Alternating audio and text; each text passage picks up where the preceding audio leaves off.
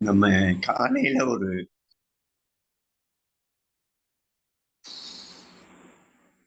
ஓம் வக்ரதுண்ட மகாகாய கோட்டி சூரிய சமபிரபா நிர்விக்னம் குருமே தேவ சர்வகாரியேஷு சர்வதா. ஓம்.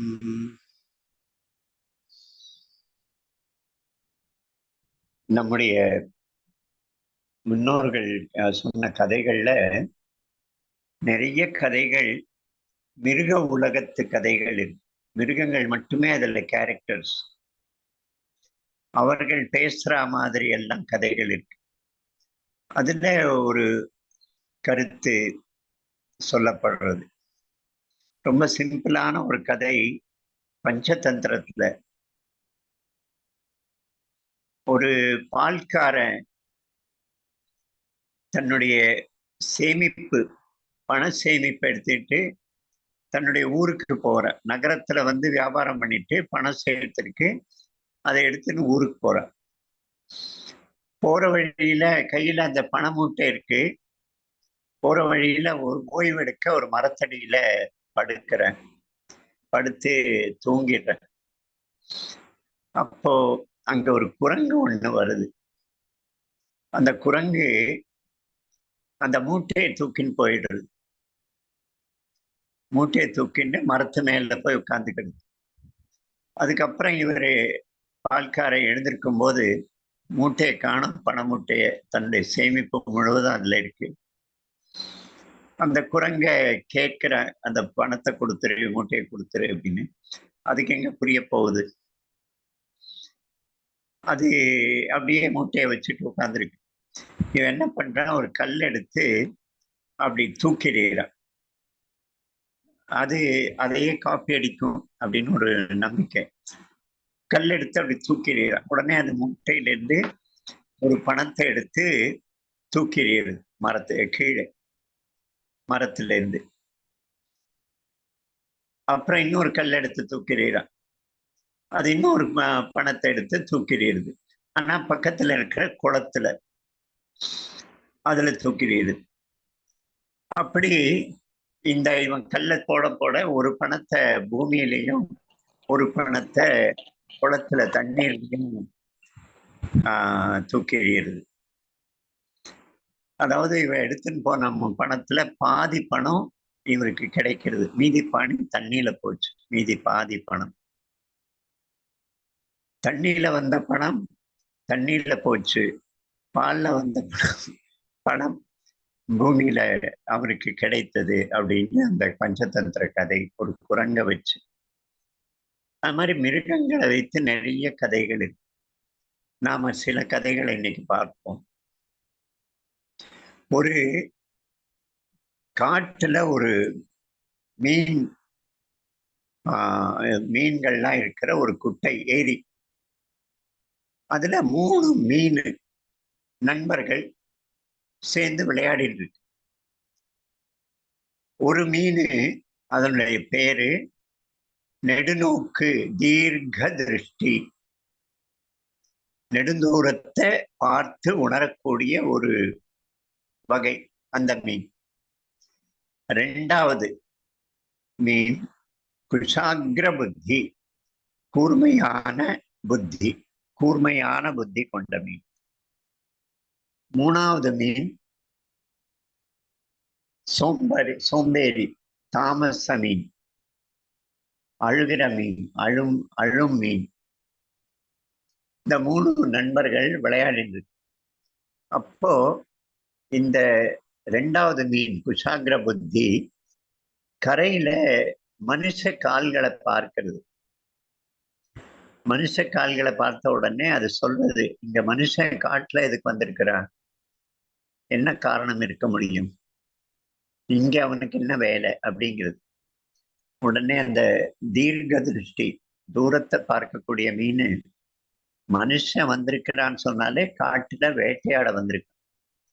மிருகங்களே அதோட சேர்த்து குட்டையில, ஏரியில மீன் பிடிக்க வந்திருக்கான். ஸோ நமக்கு ஆபத்து இருக்கு, நிச்சயம் இங்க வலை விரிப்பான், நம்மளை பிடிக்க முயற்சி செய்வான். உடனே அந்த மூணாவது மீன் சொல்றது, எதுக்கு இப்படி நீங்க டயத்தை வீணடிக்கிறீங்க? என்ன இப்ப இப்ப என்ன இப்போது இதெல்லாம் பேச்சு, வீணான பேச்சு. நம்ம வா என்ஜாய், விளையாடலாம் வாங்க அப்படிங்கிறது. ஆனா இந்த முதல் மீன் அது சொல்றது, நம்ம வேற வழியை பார்க்கணும், இதுல இருந்து இந்த ஆபத்துல இருந்து தப்பிக்கணும்னு சொல்றது. அந்த ரெண்டாவது மீன் சொல்றது, அதெல்லாம் இப்போ ஒன்றும் அவசியம் இல்லை, ஏதாவது வந்தா பார்த்துக்கலாம் அப்படிங்கிறது. மூணாவது மீனை எந்த ஆளை எப்பவுமே இப்படித்தான், இல்லாத விஷயத்த வச்சு கவலைப்பட்டு நம்ம இருக்கிற இப்போ என்ஜாய் பண்ற இந்த டயத்தை வீணடிச்சிருவான். ஆனா இந்த முதல் மீன் கிளம்பி போறது, அந்த ஏரியிலேருந்து வெளியில போகிற பாதை ஏதாவது இருக்கான்னு தேடி போறது, எல்லா பக்கமும் சுத்தி ஒரு பாதை ஓடை ஒன்று வெளியில போறது. அந்த ஓடை வழியா நீந்தி போய் அது ஒரு பெரிய ஏரியில போய் சேர்வதை பார்க்க. அந்த ஏரியை கண்டுபிடித்த பிறகு இது மீன் திரும்பி வருது. திரும்பி வந்து இந்த மற்ற ரெண்டு மீன்கள்கிட்ட சொல்லுது, இந்த மாதிரி அந்த ஒரு பெரிய ஏரி இருக்கு, நாம இந்த ஆபத்துல இருந்து நம்மளை காப்பாத்திக்கலாம், நம்ம கிளம்பி போயிடுவோம் வாங்க அப்படிங்கிறது. அந்த ரெண்டாவது மீன் குஷாகிர புத்தி, நாளைக்கு அது அது நடக்கும்போது பார்த்துக்கலாம், இப்ப எதுக்கு நீ கவலைப்படுற அப்படிங்கிறது. மூணாவது மீனும் அதே போல விளையாட்டுலயே ஆர்வம் காட்டுறது, இதெல்லாம் வீண், டைம் வேஸ்ட்ன்னு சொல்றது. சரி, இது சொல்றது, நான் போய்க்கிறேன், நீங்க முடிந்தா வாங்கன்னு சொல்லிட்டு அது கிளம்பி போயிடுறது, தப்பிக்கிறது. ரெண்டாவது மூணாவது ரெண்டும் அந்த ராத்திரி அங்க இருக்கும்போது விடிகாலையில வலைய பரப்புறான், வலை விரிக்கிற, மீன்கள் பிடிபடுறது, இதுவும் அந்த வலையில சிக்க. அப்போ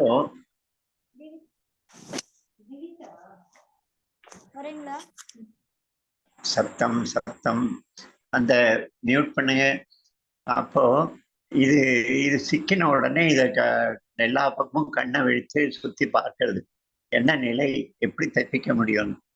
அப்போ இது ஒண்ணு கவனிக்கிறது, அங்கே அவன் வலையிலேருந்து ஒவ்வொரு மீனை எடுக்கும்போது அப்படி கையில துடிக்கிற மீனை எடுத்து தூரத்துல தூக்கி எறியணும், குளக்கரையிலிருந்து கொஞ்சம் தள்ளி. அப்புறம் எது கையில் எடுக்கும்போது ஏற்கனவே பயத்துல செத்து போயிடுதோ அதை அங்கே பக்கத்துல ஒரு இதுல போடுறோம்.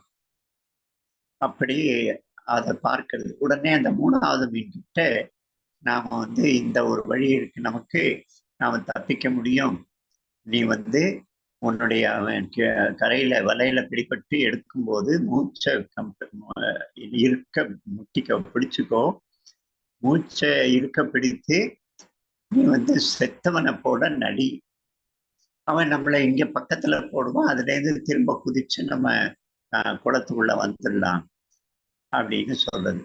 அந்த மூணாவது மீன் உடம்பு ரீதியாகவும் சோம்பல், மன ரீதியா சிந்தனை ரீதியாகவும் சோம்பல். பிடிபட்டாச்சு, நம்மளை பக்கத்துலதான் போடுவான், என்ன கேரண்டி, நம்மளை தூரம் போட்டா என்ன பண்றது, எப்படி தப்பிக்க முடியும், இதெல்லாம் இந்த மாதிரி செய்தா அவங்க அங்கேயே போட்டானும் அப்படி இப்படின்னு புலம்பர தொடங்குறது. நான் சொன்னதை கேளு, இது ஒரு வழி, அவ்வளவுதான் அப்படின்னு. உடனே அந்த இடத்துல பிடிபடும் போது இந்த ரெண்டாவது மீன் குஷாகிர புத்தி அது அந்த சூழ்நிலையை புரிந்து இந்த மாதிரி நடந்து கொள்றது, செத்தவனை போல நடிக்கிறது, அது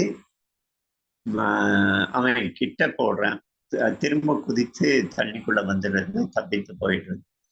இந்த மூணாவது மீன் அப்போ ஒன்றும் செய்யாம சோகத்துல துடிக்கிறது, அதை எடுத்து தூரத்துல போடுறான். சத்வ, ரஜஸ், தமஸ் அப்படின்னு 3 குணங்களை சொல்லக்கூடிய ஒரு சின்ன ஒரு கதை. இந்த மாதிரி நிறைய சிம்பாலிக் கதைகள் இருக்கு. நான் ஏற்கனவே அங்க அன்னைக்கு அந்த நந்தினி பசுவை பத்தி சொன்னேன். சத்தியம், சத்தியம்ங்கிற விஷயம், அது எப்படி அந்த பசு சத்தியத்தை, புலிகிட்ட சத்தியத்தை பாதுகாக்கிறது, தான் தன் கொடுத்த வாக்குறுதியை பாதுகாக்கிறது. அந்த மாதிரி இந்த மாதிரி நிறைய கதைகள் மிருகங்கள்ல. ராமாயணத்துல ஜட்டாயு சம்பாத்தி நம்ம ஏற்கனவே சொன்ன கதை அது. இதே போல 2 கழுகுகள், அவர்களுடைய கதை அது. 2 கழுகுகளுடைய கதை.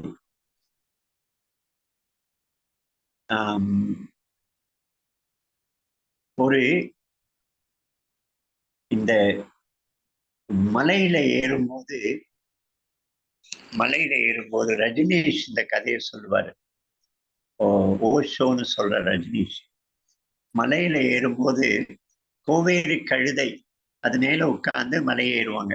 இந்த அமர்நாத் யாத்திரை மாதிரி இடங்கள்ல கோவேரி கழுதை அது அங்க மலையில போகும்போது பாதையெல்லாம் மலையுடைய ஓரத்துல ஒரு பக்கம் அதள்ள பாதாளம், பெரிய பள்ளம், இன்னொரு பக்கம் மலை, குறுகிய சாலைகள்.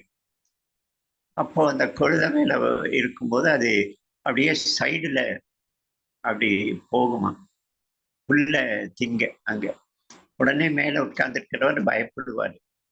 அதனுடைய மனசை மாத்த சில சமயம் அது அப்படியே நின்று போயிடும், போகாது. மேல சவாரி உட்கார்ந்து இருக்கும்போது அதனுடைய மனசை மாத்த இவர் என்ன பண்ணுவாரா, அந்த ஓட்டுற ஆளு ஒரு பிடி மண் எடுத்து அந்த கழுதையோட வாயில வைப்பாராம். கழுதையோட வாயில வைத்த உடனே அது அப்படி இப்படி தலைய வேகமா ஆற்றிட்டு அவரு போவாராம்.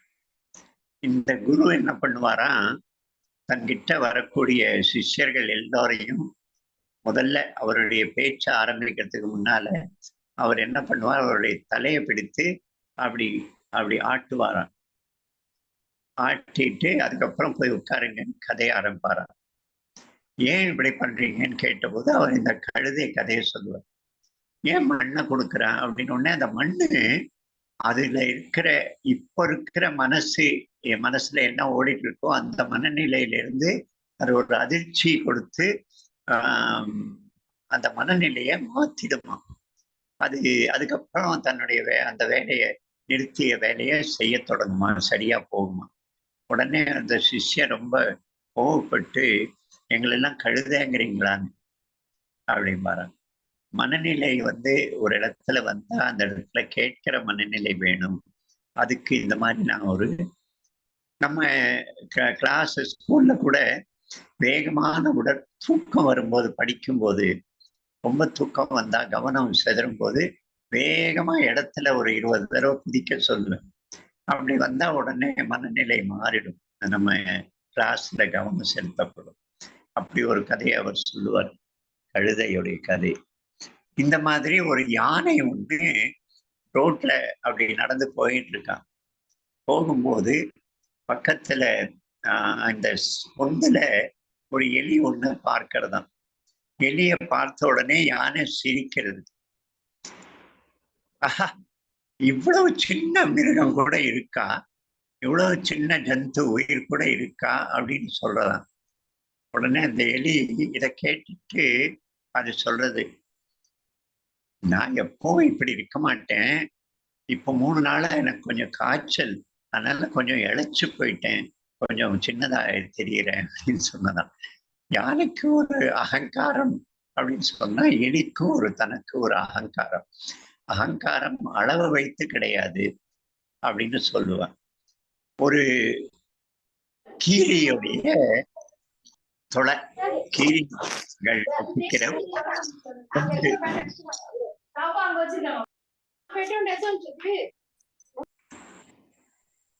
கீரிகள் வசிக்கிற ஒரு பொந்து, அந்த பொந்துல ஒரு கீரி குட்டி அது வெளியில வருது. முதல் தடவை உலகத்துல வெளியில வருது. வெளியில வந்து அப்படியே நின்று எட்டி பார்க்கிறது. பார்த்தா அங்க ஒரு பெரிய ஒரு பாம்பு உண்டு, நாகப்பாம்பு. அந்த பாம்பு பிசு பிசு பிசுன்னு சத்தம் போடுறது. அப்படியே இது பார்த்துக்கிட்டே இருக்கு அந்த கீரி அந்த பாம்பை. அதுக்கு பிறகு அந்த பாம்பு போயிடுறது. கீரி உள்ள வந்து அம்மா கிட்ட, அம்மா அம்மா ஒரு நீளமா கருப்பா ஒரு ஏதோ ஒண்ணு இருந்தது, நான் வெளியில எட்டி பார்த்த போது பெருசா சத்தம் போட்டது, புசு புசுன்னு அப்படின்னு பயமுறுத்த முயற்சி பண்ணிட்டு அப்படின்னு. அப்ப அம்மா சொல்லித்தான், அது உன்னை பயமுறுத்த முயற்சி பண்ணல, தன்னுடைய பயத்தை தெளிவுபடுத்த, தன்னுடைய பயத்தை உள்ள இதே துடிப்பு வேகமா துடிக்கிறது பயத்துல, அது உனக்கு தெரியாம இருக்கிறதுக்கு வெளியிலேருந்து சத்தம் போடுது, புசு புசு அப்படின்னு. பயம் வரும்போது இந்த வெளிப்படையா சில காரியங்கள் செய்வோம் அப்படிங்கிறது ஒரு சின்ன ஒரு கதை. பாம்பு பொதுவா இன்னைக்கு ஒரு வீடியோ பார்த்தேன், வாட்ஸ்அப்ல வந்திருந்தது. அந்த வீடியோவில் பாம்பு வந்து ஒரு பெரிய நாகப்பாம்பு, ஒரு கீழ், அதுக்கு நடுவில் நடக்கிற ஒரு சின்ன பிரச்சனை. அதுல கடைசியில கீழி தான் அதை பாம்பை பிடித்து அடித்து அடித்து போடுறது அப்படின்னு ஒரு வீடியோவை பார்த்தேன். அந்த கீழி பிள்ளைக்கு அது சொல்றது, பயத்துல ஏற்படுற சத்தம் அது, தன்னுடைய பயத்தை மறைக்க செய்யற சத்தம் அது. நம்மள நிறைய பேர் வெளியில ரவுடித்தனம் பண்ணுவான், ரொம்ப பெருசா உறக்க பேசுவான். ஆனா கிட்ட போய் மிரட்டி அவனுக்கு எதிர்த்து நின்னா ரொம்ப பயந்தவனா இருப்பான். அது நானே அனுபவிச்சிருக்கிறேன். ரோட்ல தீக்காடோட ஒரு சண்டை போட்ட போது அவன் பெரிய ரவுடின்னு அவனுக்கு பேரு. நான் ரோட்ல பிடித்து அடித்து அவனை செய்த போது அவன் ரொம்ப சாதாரண ஆளுன்னு புரிந்து போச்சு. நான் பயிற்சி இல்லாதவன். ஆனா அந்த வெளிவேஷம், உரத்த குரல், அதெல்லாம் பயத்தை வெளிப்படுத்தாம இருக்க போடுற நாடகம். நம்ம பலர் அதுலயே பயந்து போயிடும். அதனால அவனுக்கு அடங்கி இருக்கிறோம் அப்படின்னு சொல்லுவாங்க. அதே மாதிரி ஆதிசங்கரருடைய வாழ்க்கையில ஒரு முதலை உண்டு. அந்த முதலை அது நாடகமா, இவரே தெய்வீக சக்தியால ஏற்படுத்திய ஒரு நாடகமா, இல்ல உண்மையிலே முதலை அவருடைய காலை பிடித்தது, அப்புறம் இவருடைய தெய்வீக சக்தி, சங்கரனுடைய அனுகிரகம், சிவனுடைய அனுகிரகத்தினால அதுல இருந்து வெளிவராரு அப்படின்னு நடந்ததா, அது நமக்கு தெரியாது.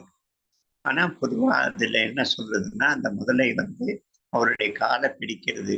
அவருக்கு ஒரு 9 வயசு. அப்போ முதலை என்னை இழுத்துட்டு போகும்போது நான் உயிர் போயிடும், எப்படியும் நான் செத்து போயிடுவேன், எனக்கு நீ சந்நியாச தீட்சை கொடு, சந்நியாச தீட்சை கொடுத்து விட்டா நான் உயிரோட இருப்பேன், ஆனா உன்னை பொறுத்தவரை நான் பிரிந்திருப்பேன், நீ அதுக்கான அனுமதி கொடுன்னு அம்மா கிட்ட இந்த காரணத்தை சொல்லி அவர் கேட்கிறாரு. ஆபத்தா அம்மா உடனே அனுமதி கொடுக்குறாங்க. சரி, எங்கோ இரு, உயிரோட இருந்தா சரி அப்படின்னு. அதற்கு பிறகு அவர் சந்நியாசம் வாங்குறதா ஒரு அவருடைய வாழ்க்கையில் ஒரு சம்பவம் இருக்கு. கஜேந்திர மோட்சம் அப்படின்னு பாகவதத்துல ஒரு கதை இருக்கு. கஜேந்திர மோட்சத்துல கஜேந்திரன் அப்படின்னு யானைகளுடைய அரசன். இங்க பின்னால யானைகளை அடக்கி வச்சிருக்கிறது, ஒரு அடுக்கி வச்சிருக்காங்க, வரிசையா இருக்குப்பா யானைகள். அந்த யானை கூட்டத்துடைய தலைவன், குரங்கு கூட்டத்துக்கு யானை கூட்டத்துக்கெல்லாம் ஒரு தலைவன். பல இடத்துல ஒரே ஒரு ஆண் தான் இருக்கும், மற்றெல்லாம் பெண்களா இருக்கும், பெண் யானைகளா, பெண் குரங்குகளா இருக்கும். அந்த கூட்டத்துக்கு அவன் தான் தலைவனா இருப்பான். ஒரு டாக்குமெண்ட்ரி பார்த்தேன் ரொம்ப வருஷம் முன்னால, தூர்தர்ஷன்ல. ஒரு பெண் குரங்கு, இது ஒரு நொண்டி குரங்கு, ஒரு பெரிய குரங்கு கூட்டத்தை அதனுடைய தலைவன் ஆகணும்னு யோஜனை பண்றது, பெரிய போராட்டம் நடத்துறது. கடைசியில அந்த ஆண் குரங்கை அடிச்சு விரட்டிட்டு இந்த நொண்டி குரங்கு அந்த கூட்டத்துக்கு தலைவன் ஆகுறது. அந்த பெண் குரங்குகள் எல்லாம் இதை ஏத்துக்கிறது. அப்படி ஒரு டாக்குமெண்ட்ரி காசியை மையமா வைத்து செய்திருந்தாங்க. அப்படி இந்த கஜேந்திரன் யானை கூட்டத்துக்கு தலைவன். யானை கூட்டத்துக்கு தலைவனா இருக்கிறவன் தண்ணியில போய் விளையாட போறான், கூட்டத்தோட போறான் மனைவிகளோட. அந்த தண்ணியை பிடித்து வாரி இறைத்து ஒருத்தர் மேல தண்ணியை அழித்து அப்படி விளையாடிட்டு இருக்கும்போது ஒரு முதலை யானையோடைய காலை பிடிக்கிறது. யானை காலை பிடித்த உடனே அந்த மனைவிகள் எல்லாம் சேர்ந்து தன்னுடைய புருஷனை காப்பாற்ற எல்லாரும் பலத்தை எடுத்து யானையை இழுக்க முயற்சி பண்றது. ரொம்ப நாள் நடக்கிறது. பாகவத கதைப்படி நூற்றுக்கணக்கான வருஷங்கள் நடக்கிறதா இந்த போர். அதுல அப்புறம் அவங்கெல்லாம் அழுத்து போய் முடியாது, இனிமே காப்பாற்ற முடியாது, நம்மளை காப்பாத்திப்போம்னு சொல்லிட்டு போயிடுறதாம். அப்போ யானையை அந்த மந்திரிகளுக்கெல்லாம் கட்டளை கொடுத்து இழுக்க சொல்றாராம். அவர்களும் முயற்சி பண்ணிட்டு கடைசியில போயிடுறாங்க. இந்த இடம் தண்ணீர் முதலைக்கு அதனுடைய இடம், அதனால அதுக்கு பலம் அதிகம். யானைக்கு பூமி தான் பலம். தண்ணீர்ல இருக்க முடியும், ஆனா பலமான இடம் இல்லை.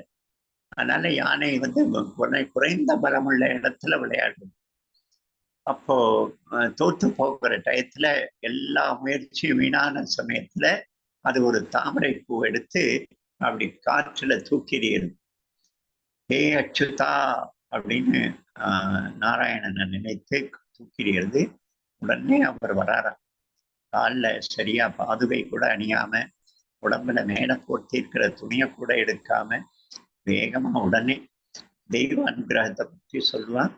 நம்முடைய பேச்சு, குரல், ஒலி ஒரு இடத்துக்கு போய் சேர்றதுக்கு கொஞ்சம் டைம் ஆகும். நம்ம பழைய வண்ணானெல்லாம் துணி துவைக்கும் போது அக்கறையில அவர் அடிப்பாரு, அந்த கல்லு மேல அடிக்கிற காட்சியை நம்ம பார்ப்போம். அதுக்கப்புறம் கொஞ்ச நேரம் கழிச்சு, ஒரு 2 செகண்ட் கழிச்சு, 3 செகண்ட் கழிச்சு நமக்கு டப்ங்கிற அந்த சத்தம் கேட்கும். டப் டப் அப்படின்னு ஒரு சின்ன கேப்புக்கு அப்புறம். முதல்ல சின்ன வயசுல இது ரொம்ப பெரிய புதிரா இருந்தது. அதுக்கப்புறம் அந்த காட்சி நம்ம கிட்ட வந்து சேர்றதுக்கான வேகம், அதை விட சத்தம் நம்ம கிட்ட வந்து சேர்றதுக்கு வேகம் குறைவு. அதனால சத்தம் கொஞ்சம் ஸ்லோவா டிராவல் பண்ணி வருது, அதனால லேட்டா வருது அப்படின்னு சொல்லி அதை அப்புறம் புரிஞ்சுக்கணும். இந்த ஒளி நம்ம கிட்ட வந்து சேர்றதுக்கு கூட டைம் ஆகும். தூரத்துல இருக்கிற நட்சத்திரம், அது 8 வருஷம் முன்னால அதுக்கு அந்த ஒளி, நட்சத்திரத்துடைய ஒளி நம்ம கிட்ட வந்து சேர 8 வருஷங்கள் ஆகும்னு சொல்றாங்க. 8 லைட் இயர்ஸ். அதாவது ஒளி எந்த வேகத்துல வருமோ அந்த வேகத்துல வந்தா 8 வருஷம் ஆகும் நம்ம கிட்ட அது வந்து சேர. அப்போ போன வருஷம் அந்த நட்சத்திரம் அப்படியே எரிஞ்சு அழிஞ்சு போச்சு.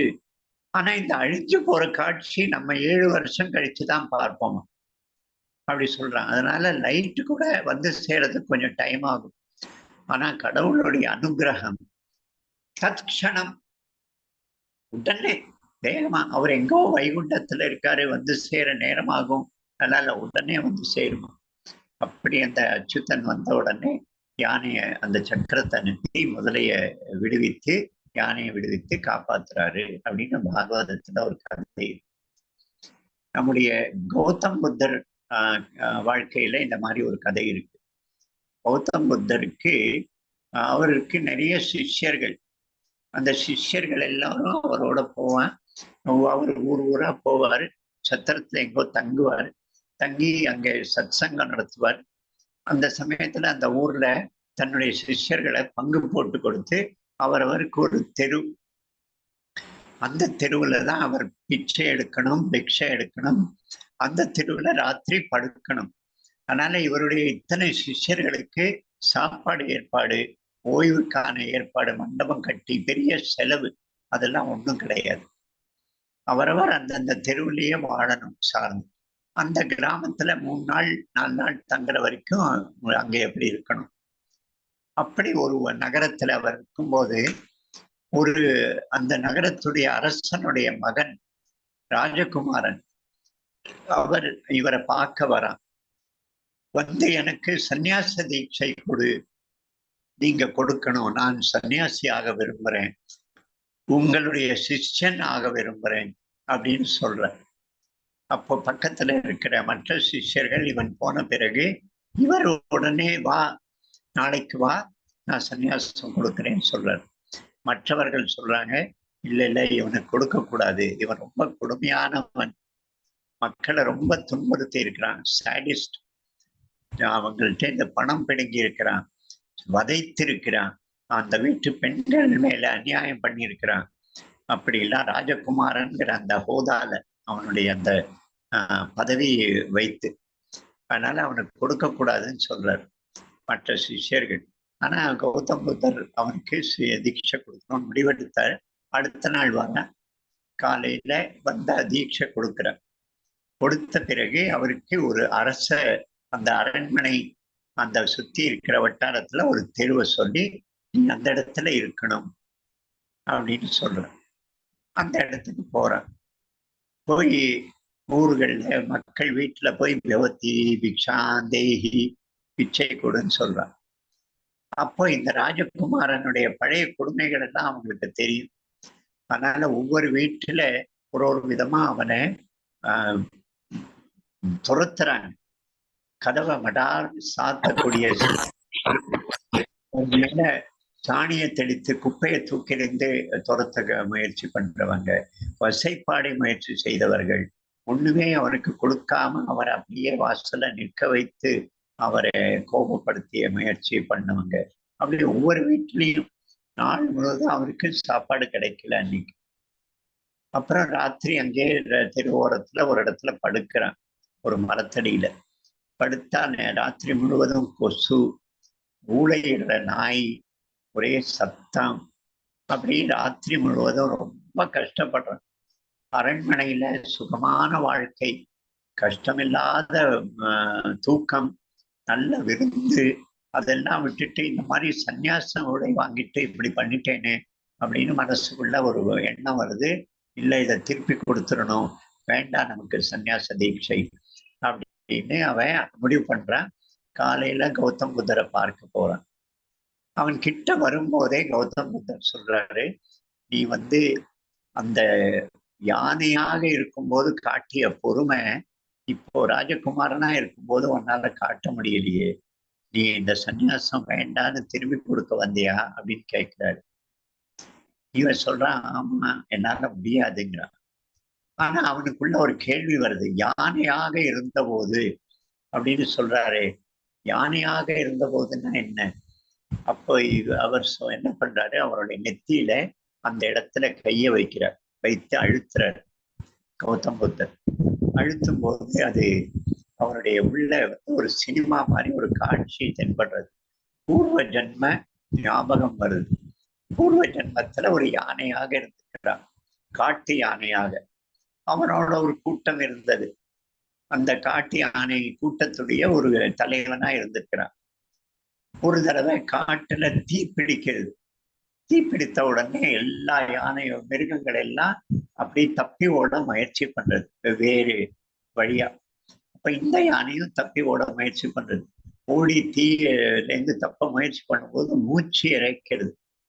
அது தன்னைத்தானே ஆசுவாசப்படுத்தி கொள்ள ஒரு மரத்தடியில நிக்கிறது, கொஞ்சம் மூச்சு எடுத்து ஓய்வெடுக்கலாம் அப்படின்னு. யானைக்கு தீ கிட்ட வரும்போது ஓடலாங்கிற எண்ணத்தோட ஒரு காலை அப்படி தூக்குறது. யானையோட கண்கள் சின்னதா இருக்கும், அந்த பார்வை ரொம்ப கூர்மையா இருக்கும். அந்த தூக்கிய பாதத்துக்கு கீழே ஒரு சின்ன முயல் குட்டி, அது எனக்கு பாதுகாப்பு கிடைத்தெடுத்து, எனக்கு ஒரு பெரிய கொடை கிடைத்தெடுத்து, இனிமே நான் இந்த தீயிலேருந்து தப்ப முடியும் அப்படின்னு சொல்லி அந்த எண்ணத்தோட அதுக்கு அடியில உட்கார்றது. அப்படி உட்கார்ந்த உடனே யானை இப்ப ஓட போறது, ஓடணும்னா அந்த காலை கீழே வைக்கணும். அப்போ அந்த முயல் குட்டி நசுங்கி போகும். உடனே அந்த காலை தூக்கியபடியே நிற்கிறது. இந்த முயலை நம்ம காப்பாத்திடலாம், நம்மளை நம்பி வந்திருக்கு, சரணடைந்திருக்கு, இதை காப்பாத்திடுவோங்கிற எண்ணத்தோட அப்படியே நிற்கிறது, காலை தூக்கியபடி.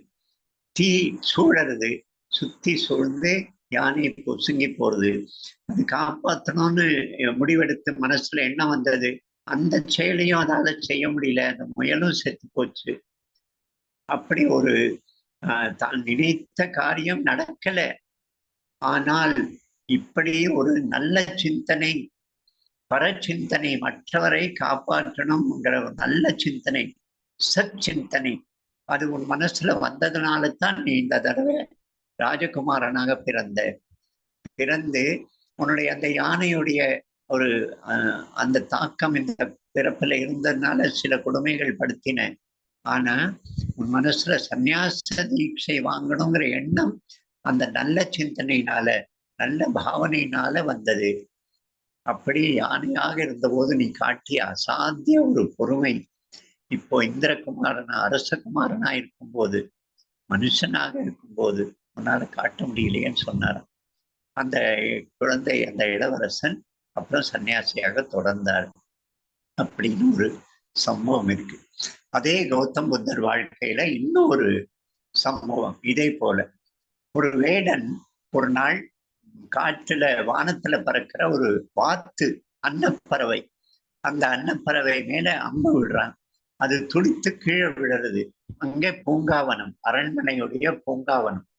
சித்தார்த்தன் என்ற இந்த அரசகுமாரன் அந்த பூங்காவனத்துல நடந்துட்டு இருக்கான். அப்ப அவருடைய காலடியில அந்த வாத்து அன்னப்பறவை விழருது. உடனே அதை எடுத்து கட்டி அணைத்து தடவி கொடுத்து மெதுவா அதனுடைய அம்பை எடுத்து அதுல அப்புறம் மூலிகைகள் எல்லாம் தடவி அதுக்கு மருந்து தடவி கொஞ்ச நாள் அதற்கு பின்னாலேயே நின்று அதுக்கு தேவையான சுசுரூஷை செய்து அது சரியா போகுது. அதுக்கப்புறம் இவர் பூங்காவனத்துல நடக்கும்போது அந்த அன்னப்பறவையும் கூடவே வரும், இவர் கூடவே இருக்கும். அப்படி அன்பு ரெண்டு பேருக்கும் நடுவில் ஒரு மத்தியில ஒரு பந்தம் ஆயிடும். அந்த வேட்டையாடியவன் தான் வேட்டையாடி வீழ்த்திய அந்த பறவை எங்க இருக்குன்னு தேடி தேடி தேடி தேடி கடைசியில அரண்மனைக்கு வரான். பார்த்தா கௌதம் இந்த சித்தார்த்தன் கையில இருக்குன்னு தெரிய வருது. உடனே ராஜா கிட்ட முறையிடுறான், இது என்னுடையதுன்னு சொல்லி அது முறையிடுறான். உடனே கோர்ட்டுல வருது தீர்ப்புக்கு. ராஜா உட்கார்ந்துருக்கார், இந்த பக்கம் சித்தார்த்தன், அந்த பக்கம் வேடன், அந்த அன்னப்பறவை இருக்கு. அப்போ அவன் சொல்றான், இது என்னுடையது, நான் தான் இதை வேட்டையாடினேன், எனக்கு தான் இந்த உரிமை இருக்கு. அதுக்கு பிறகு இங்க கௌதம் புத்தரை பார்க்கிறார். அவர் சொல்றாரு, நீங்க தீர்ப்பு விடுங்க, இது நான் காப்பாத்தினேன், அதை உயிரை காப்பாத்தினேன், உயிரை கொடுக்க முடியாத ஒருவன் உயிரை எடுப்பதற்கு அவனுக்கு என்ன உரிமை இருக்கு? நான் காப்பாற்றினேன், அதனால என்னிடம் இருக்கணும்னு சொல்றான்.